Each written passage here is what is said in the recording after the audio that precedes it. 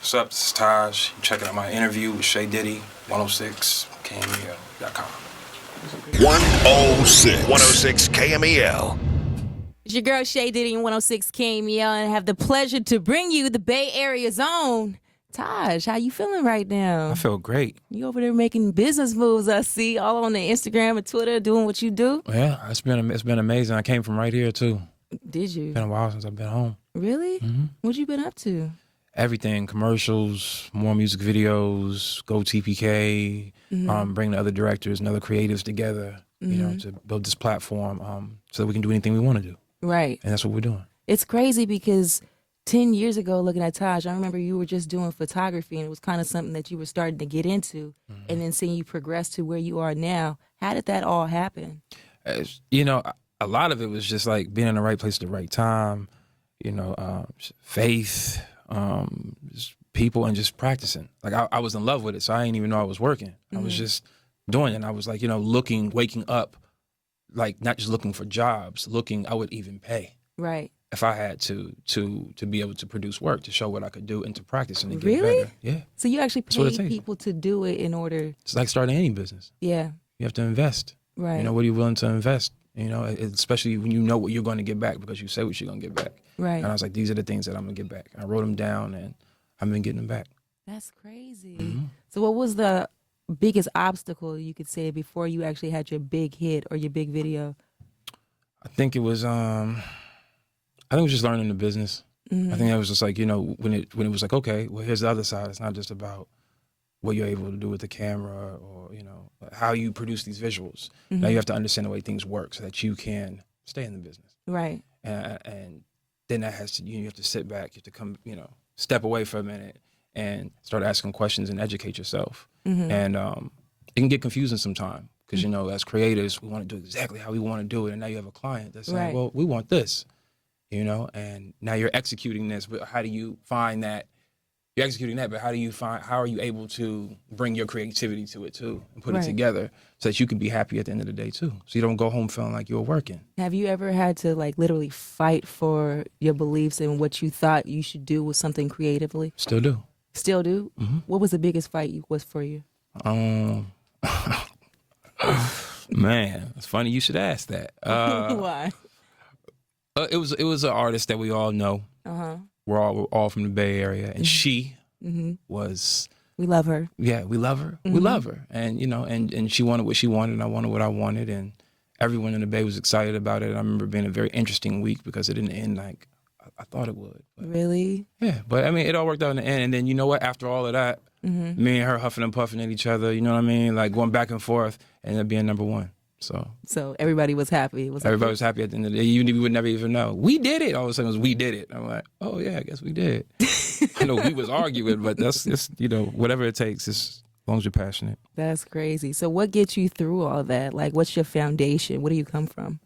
I think it's my mother. My mother is like a creative person that can make something out of literally nothing. Right. Like, I tell this embarrassing story of my mother pulling over on the freeway on the 580. What? Yes, she would kill me if she heard me tell that story. And to get a hubcap. And I'm like, what are you going to do with this hubcap? This dirty hubcap. Right. And then, you know, like 3 hours later, I go into, you know, her flower shop that she, you know, to convert our garage into it. And she's created a flower arrangement and created a foundation using this hubcap. And it's beautiful. Wow. And like, to see a person that, you know, to see her do things like that, it really inspired me. And she would always tell me, you can do anything you want. You're just holding yourself back if you think that you can't. So did she always push you creatively? Always. Oh, wow. She was always honest with me. So where did you grow up?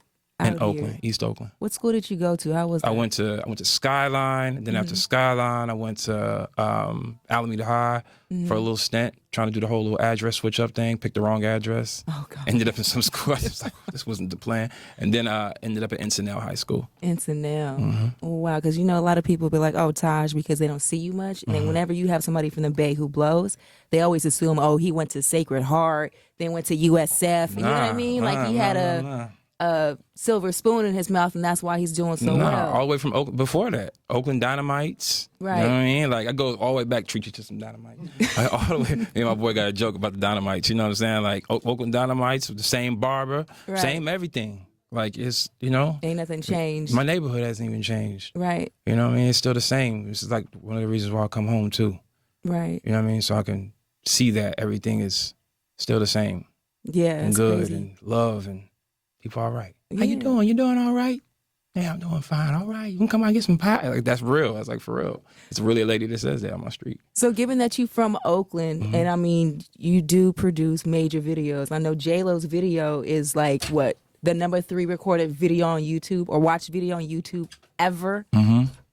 Yeah. How do you deal with that? Because I know you get a lot of girls, or even guys, who just want to be a part of the movement, be a part of the videos, and they're like, I'm from the Bay, you from Oakland, I'm from Oakland. How do you handle that? You know what? Everybody from my hometown has been really supportive and just kind of like let me do my thing. I don't really have any of those complaints. Really? Nah. I mean, every now and then you get somebody that wants to work with you and wants to collaborate with you, and it really comes down to a timing thing. Like, you have a plan. You want to create a plan that has a timeline. And that timeline, it can't be interrupted. So it's always, no, it's not a personal thing, but this is like what I'm doing right now for my plan. But I really don't have that. People have just been really, really supportive. Okay. You know what I mean? When I come home, people show love. It's cool. And they don't treat me any different. So I like that. He's like, That's what I come home for. You know what I mean? That's what I come home for. So to be comfortable. yeah. So I understand that. So what's the next project? I keep hearing about the next project, but I don't get details. That's a lot of next projects. I'm doing more work for Esquire. I've been I've been in this 2013. I spent most of my time in the commercial world and branding. I had some great experiences at Esquire. I did a lot of work for NBC. I won an award for the all the branding, all the new branding for E-pop culture, E-pop culture, and then just doing that, and then Jeep commercials, maybe some movie scripts. Okay. Everybody been knocking on my door about that. So I was asking to ask you about that. Like, what's going on with the movie scene? Because I could see you crossing over and doing films and being, honestly, the next Tyler Perry. That would be great. Well, thank you. Thank you. That's definitely a compliment. Now, I'm taking my time with it. I think that's one of the best decisions I ever made in my career. Was I always took my time. I didn't rush into making decisions because people were like, you need to do this, you need to do it that way. Like, I did what I was prepared for, what I was prepared to do at that time. And so I've had a lot of scripts come my direction, and I read them all. But right now I'm focusing on our creative agency, Go TPK, on those directors, those careers, and helping guide them in the direction that's clear of the things that I had to go through, and just making a clearer path. And so that's just been focusing on that, and making it about creatives and not just directors or just photographers, but designers and and architects, and it just keeps going. It's endless possibilities when it comes to the creative world. Right. That's one of the best lessons I ever learned. Oh, okay. Well, congratulations too. We definitely happy for you out here. I'm happy for you. Definitely watching your movement. Man, I'm just grinding, trying to be on your level. I'm saying, if I can make it down to LA. I'm on your level. You got all the stuff back there. I had to come here. I had to sign in. You didn't have to sign in. On your level. I'm in your building. Here you go. So people want to follow your movement, see what you got going on. What can they follow you at?